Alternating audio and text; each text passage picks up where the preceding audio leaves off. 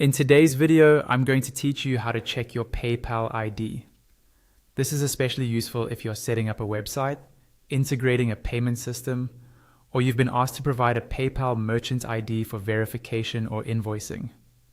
I'll walk you through the process slowly and clearly so you can follow along on your own device. First, open your web browser and go to the PayPal website, then log into your account as you normally would.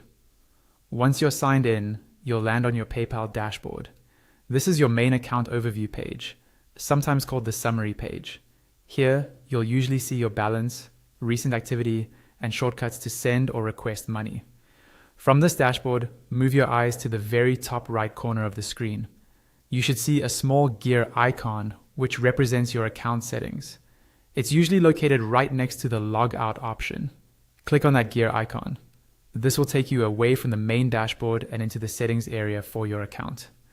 On the settings page, look for a section related to your account details or account options.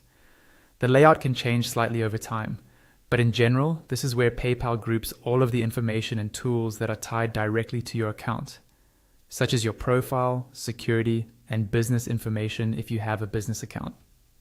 Within this account options area, you're looking for something labeled Merchant ID.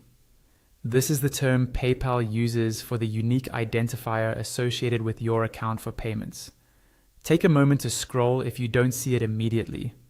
It might be a little further down the page or under a subsection related to your business or account details. Once you find Merchant ID, you should see a long string of letters and numbers displayed just below that label. That string is your PayPal ID, sometimes referred to as your Merchant ID.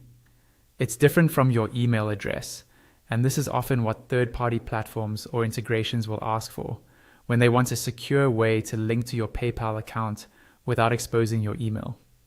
If you need to use this ID somewhere else, you can select it carefully and copy it. Be sure to store it in a safe place and only share it with trusted services or people who legitimately need it for payment setup or verification.